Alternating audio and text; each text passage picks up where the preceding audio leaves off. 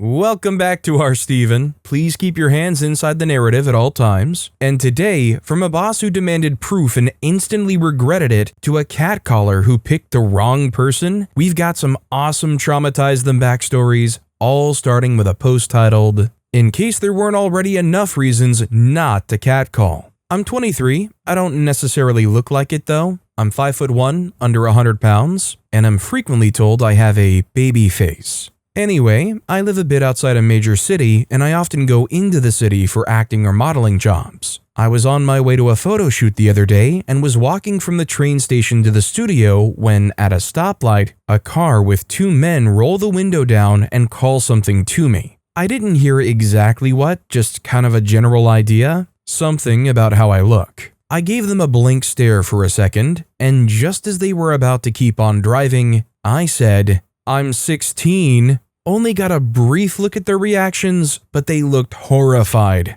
If you've ever catcalled someone, screw off. I'm not a minor, but for all they know, I easily could have been. It's not flattering and will not make her want to date you or bang you. Have a nice day, everyone. Thanks for reading." Edited to add, in metric units, I would be 155 centimeters and around 45 kg. Sorry I forgot this in the original post. You know, a story like this really makes me wonder what percentage of men have catcalled. Because I'll admit, I've never been a very outgoing person. I hardly talk to anybody if I'm outside the house. But even ignoring that, I could never imagine just doing a catcall to some random lady minding their own business walking down the street. And don't choose now to start some kind of allegations in the comments. I'm watching you guys, I'm watching. A user named SpaceKStace left a comment on the post saying, "When I was 16, I worked at McDonald's. A cop came in and offered to put me on house arrest at his place. My stepdad was right behind him.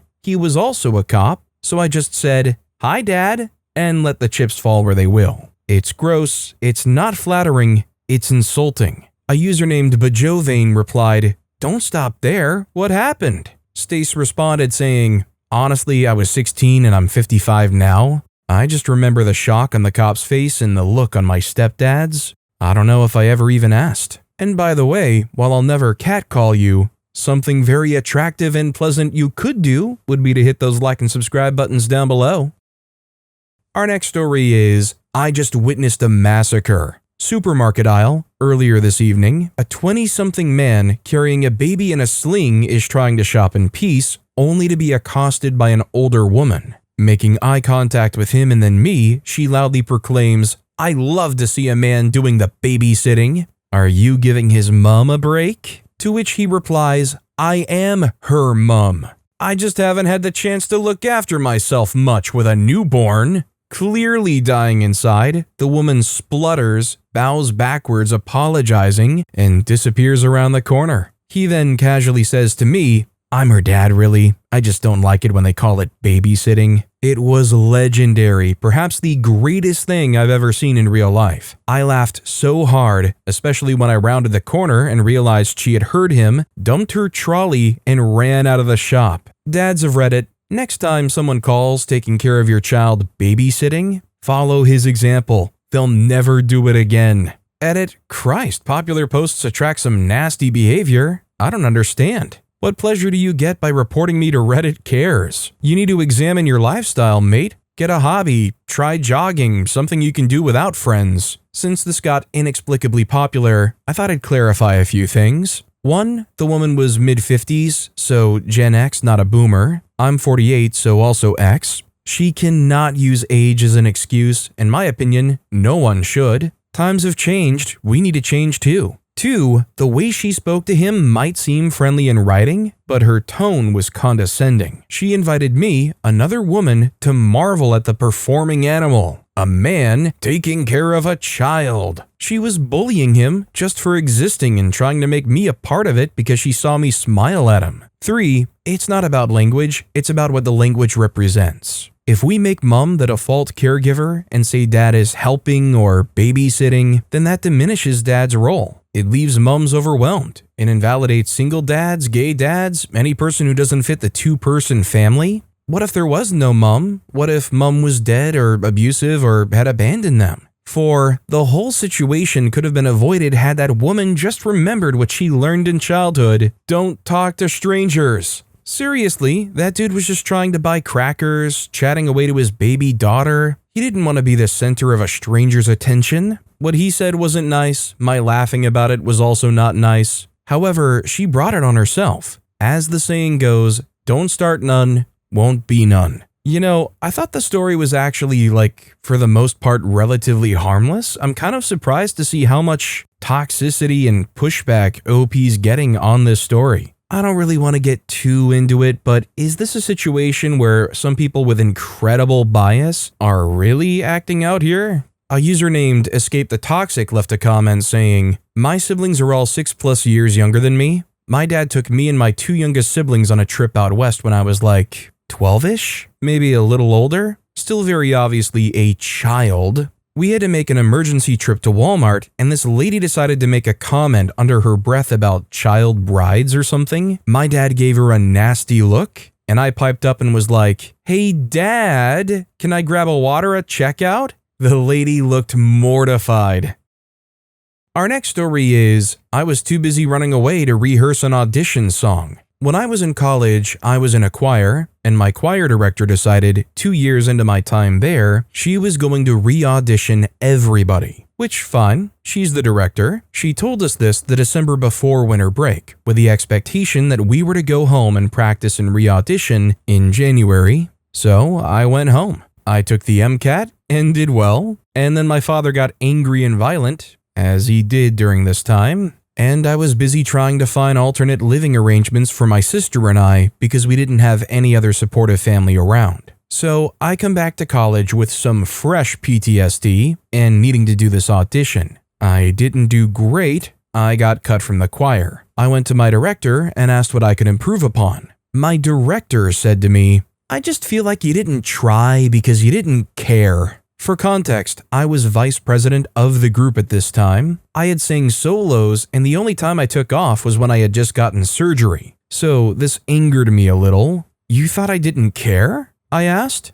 They reply, "Yeah, you sounded unprepared." I said. I was a little busy this break. I was taking my sister to shelters because we had to run away from our violent father. She didn't let me into the choir, and I honestly think we both stayed a little annoyed at each other after that. Edit, for context, she knew that my father had been violent at some point over that break because I did call her to ask if I should call the police. We had previously had a very close relationship because she took care of me for a bit when my parents couldn't. If anybody knows what I'm talking about, I'm feeling like that Mr. Krabs gif where the world is blurred and he's tripping out. It's just one big whoa. This story has the weirdest mixed signals from that director. You hit the part where they say, "Well, I feel like he just didn't care." I'm like, sure, choir director doesn't know anything that's going on. No, they do know what's going on. Okay, well, maybe they're a callous person. They also took care of OP and their sister for a while. But even with that context, refused to let OP in. Like, how bad was OP's audition?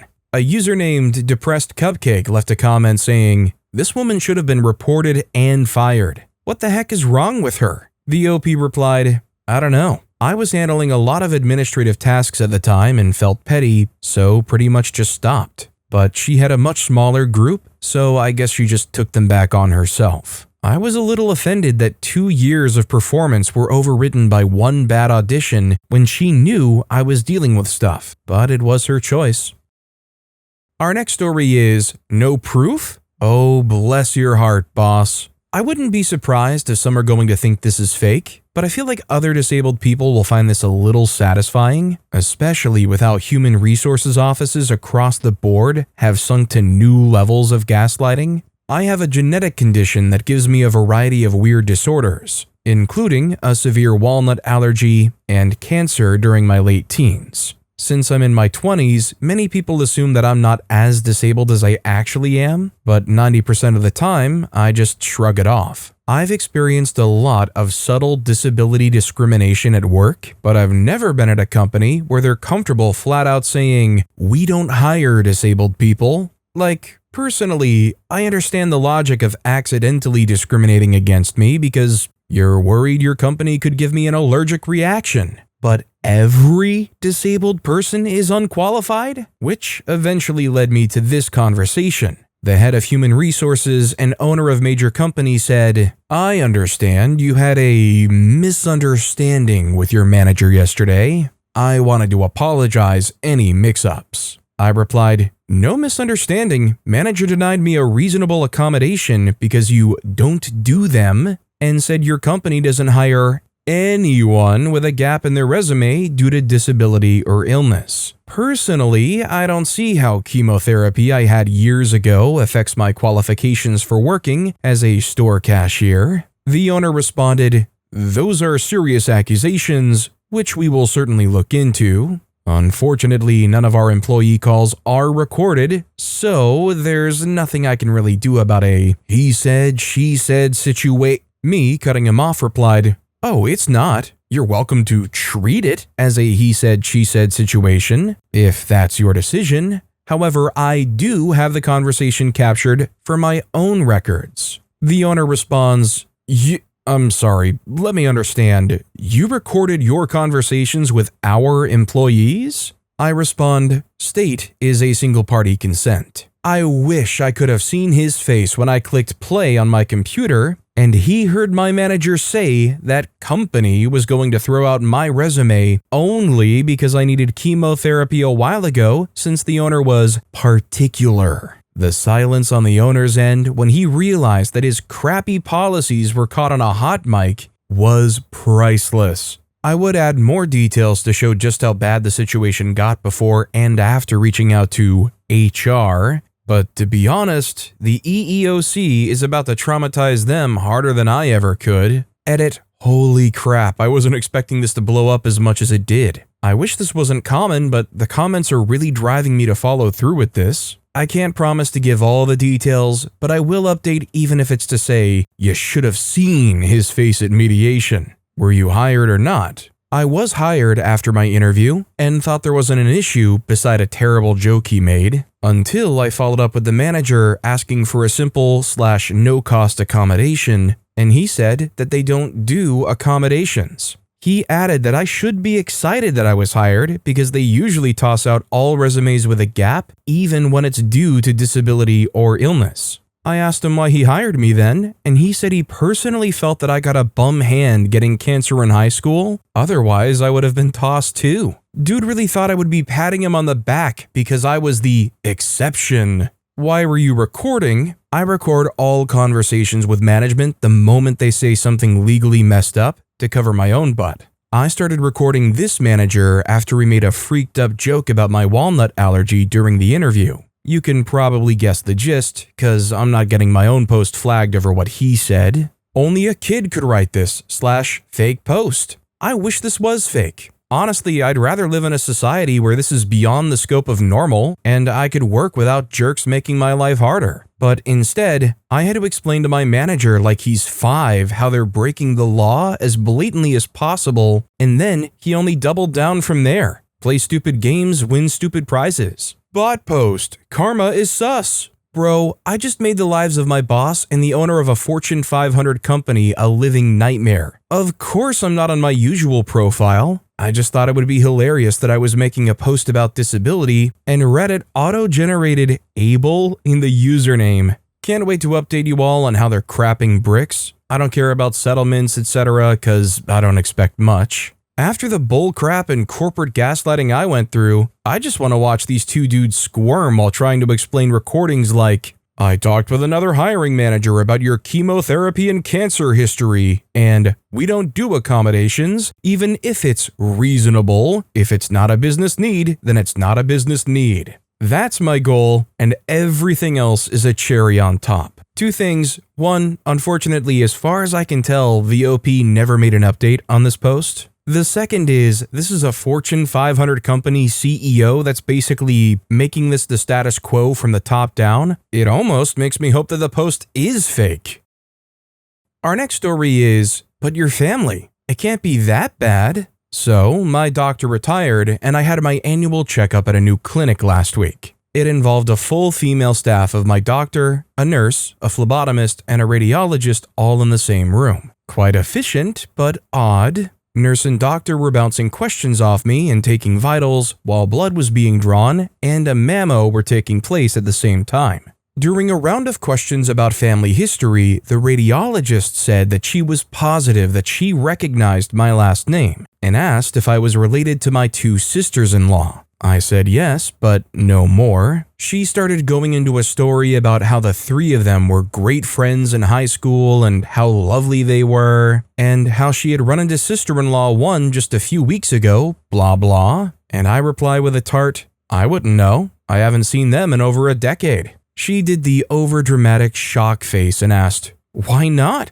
Surely you've seen them over the holidays. I just rolled my eyes and just said, because I haven't, hoping she would drop it. My husband, HB, 54, the youngest and only boy of the 3, was never that close to his sisters, both mid-60s, as they had long been out of the house when he was still in school. He was both the baby and the black sheep of the family. His dad was strict military, and his mom, the sweetest, most kind woman I've ever had the privilege to love, was his whole world as a kid. He is high-functioning autistic, and his sisters have either never cared or understood. They teased and accused him of being spoiled and a mama's boy until he moved out, started a band that traveled the USA opening for Green Day, for reals, met me, married, and started a family 25 plus years ago. We cut off all contact with both of his sisters 13 years ago. This is why. So this lady would not let it go and said, but your family, it can't be that bad. So I turned, facing her, 1 boob flopped out for all to see, mind you, and said my truth. After my mother-in-law passed away from aplastic anemia, my father-in-law ended himself. Sister-in-law 1 and 2 were co-executors of the estate and refused to allow my husband access to mom and dad's house or take part in planning the funeral. She said we had to go through the lawyer. Not 1 week had passed and I ran into the local funeral director. He said he missed seeing us last weekend and asked why we hadn't attended the funeral. We had no idea that the funeral had even taken place nor where they were buried. That's why we haven't frackin' talked with them. She shut up, finished the memo, and left. I tried to apologize to the rest of the staff, but they stopped me and apologized to me several times over. Took a bit for me to calm down once I got to my car, as I am not one that ever causes drama and has a hard time standing up for myself. But once I did, I was proud of myself for having my say. My husband was, too. I suppose it's innocent enough if they recognize OP and they want to ask about the sister-in-laws, but once OP started pushing back and it was clear that OP's not comfortable talking about it, that person should not have been moronic to keep pressing it and being like, but they're family, as if they could not possibly conceive that there can be issues that pop up between family. A user named Awesome Nadera left a comment saying, those are some absolutely horrific in-laws. I hope in a roundabout way, this leads to them losing all their friends. The OP replied, yeah, we've always called them the bees before all this, but afterwards, we still have zero clue why they did what they did. Best guess was that his parents had been protecting him from them far more than we ever realized. They were always rude and snobby at holidays, but this truly shocked us. The level of hate to do that to someone, unforgivable. Another user named Bent Gadget replied, the non-medical equivalent of HIPAA applies here. It's called Nunya. It would be a Nunya violation to talk about my in-laws. Our next story is, they're both my daughters. Reading another story on here reminded me of this. I obviously don't remember it myself, but have heard it many times. So, I'm the youngest of all my siblings by a long way. My oldest sister is 16 years older than me. I was what I like to call a big surprise to my parents. I was most definitely not planned. My mom had me in her early 40s after her other kids were all nearly teens and tweens. Anyway, one day when I was a newborn, my mother brought me to a nurse as I had some rash or something. My sister went along to help out there and with other errands. Midwife checked me out and my mother was asking a lot of questions. What cream, how often to apply it, etc. All the while, my sister is sitting nearby reading. The nurse turns to my mother and very snarkily says, you need to stop this. She needs to learn how to care for the baby herself. Long pause before my mother very calmly but aggressively says, They're both my daughters. Since it never even occurred to you, I guess I must look far too old? Nurse is apparently mortified and immediately goes back to talking about the rash very quickly, trying to pretend the interaction didn't happen. Which is difficult since my sister couldn't stop laughing and my poor sleep-deprived mother was fuming. Wouldn't be the last time my sister was mistaken for my mother, but is the only one that gets retold. You know, I do have a much older sibling, but I don't recall ever experiencing something like this. They did take me some places sometimes, just me and them, so I imagine it could have happened, but it never did, unfortunately. The only thing I experienced that was like remotely close to this was just that little sucky up thing that some people do where you're with your mom and they go, "Oh, is that your sister?" Yeah, that person that's clearly like 40 years older than me. Yeah, that's my sister. And I'm sorry, Mom, I'm not trying to be mean. A user named Phil Historical left a comment saying,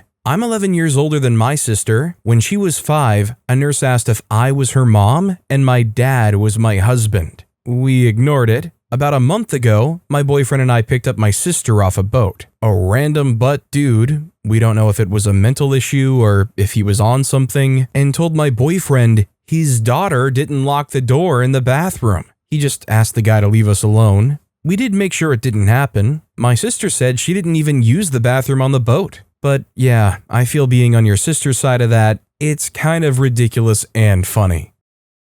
This next story is, "Death is very natural. My aunt and cousins are extremely crunchy. Among many other things, they rant about Western medicine being full of evil chemicals and just a way for pharmaceutical companies to make money. They insist there are natural alternatives. Never mind the fact that they live in the UK with free healthcare, while these alternative practitioners cost them hundreds of pounds. I was diagnosed with thyroid cancer many years ago. I had the bugger removed and underwent radioactive iodine treatment. Now I need to take thyroid medication every day for the rest of my life to supplement my missing thyroid. A year or so after my cancer treatment, I was visiting my aunt in her 60s, and we were having dinner with my cousins and their friends, all in their 20s. Somehow, the conversation amongst them had turned to illness and the evil chemicals in medicine, the kind of rant that's easy when you're healthy. At some point, my aunt realized I was at the table, and this was the exchange. My aunt said,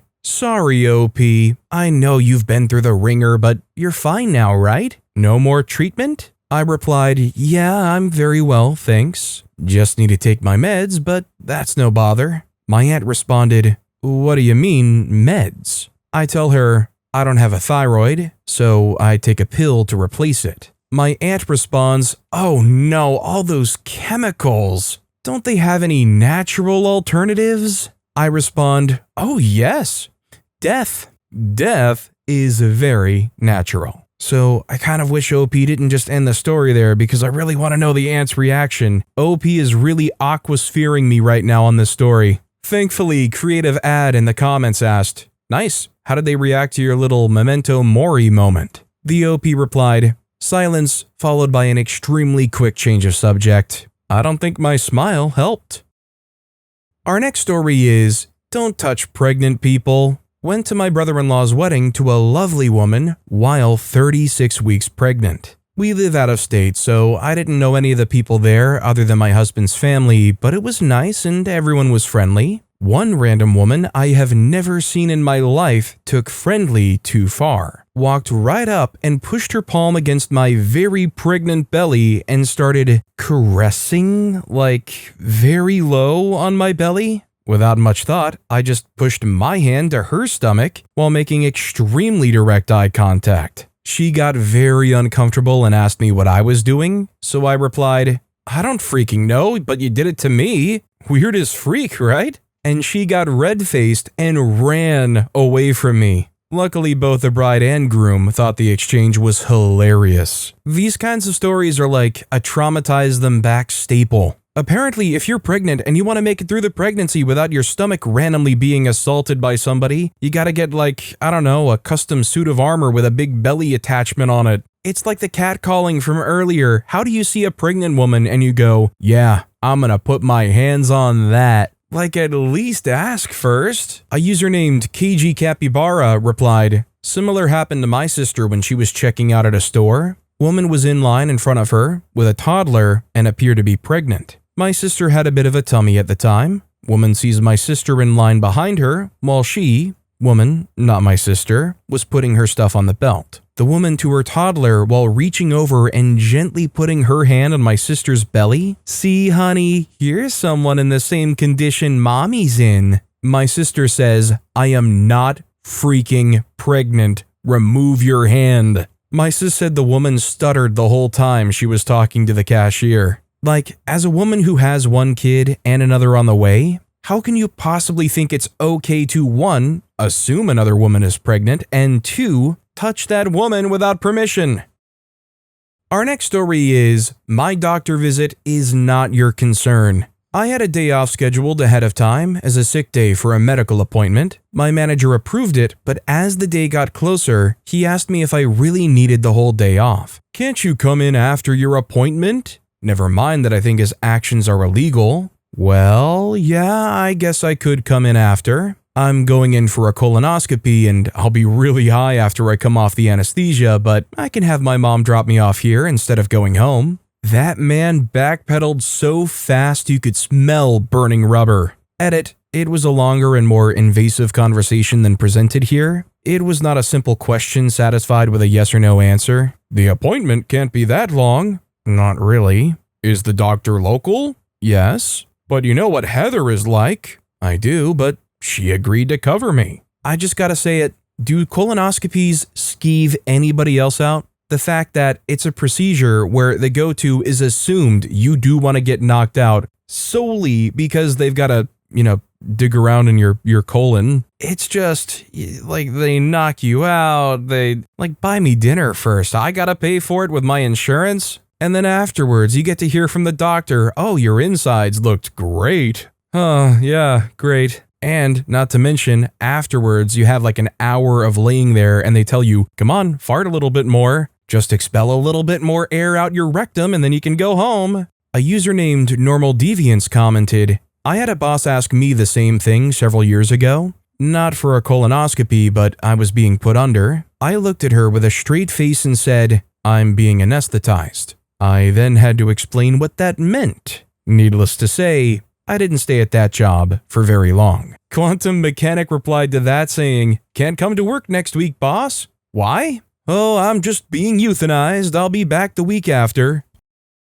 Our next story is Trivia Trauma. Silly one here. Years ago, playing trivia with my mom and her acquaintance, there are certain things I just don't know, and one category in the round was just not in my lane. The guy got frustrated with me for not trying, and I told him that no amount of brow furrowing would pull those answers out, so why pretend? Then came a question, who wrote Annabel Lee and the Raven? He said, who would ever know that? I looked him dead in the eye and said, it was many and many a year ago in a kingdom by the sea that a maiden there lived, whom you may know by the name of Annabel Lee. Edgar Allan Poe. I reined myself in and didn't finish the poem, but oh, I was tempted. He was appropriately chastened, though. I need everybody in the comments to be honest with me. Am I a nerd if I love Trivial Pursuit or any kind of little trivia game? I love anything that can put my random factoid knowledge abilities to the test. And oftentimes I don't know any of them, but when they do and your little Annabel Lee Edgar Allan Poe answer appears through the clouds, you're like, oh yes, I know it. A user named Junior Rap 2896 commented, and this maiden she lived with no other thought than to love and be loved by me. Bearhug7602 replied, I was a child and she was a child in this kingdom by the sea, but we loved with a love that was more than a love. I and my Annabel Lee. And then the OP responded to that, such that the winged seraphs of heaven coveted her and me, my people. I'm so tickled for OP. I read The Raven one time in high school. I don't know what's going on. But with that being said, that's all the time we have for today. Now, if you want to have another good, fun, wholesome, traumatizing time, you can check out another video full of traumatize them back stories right there on the left of the screen. Or you can check out my latest video on the right of the screen right now. But with that said, I'll see you nevermore next time with some more stories.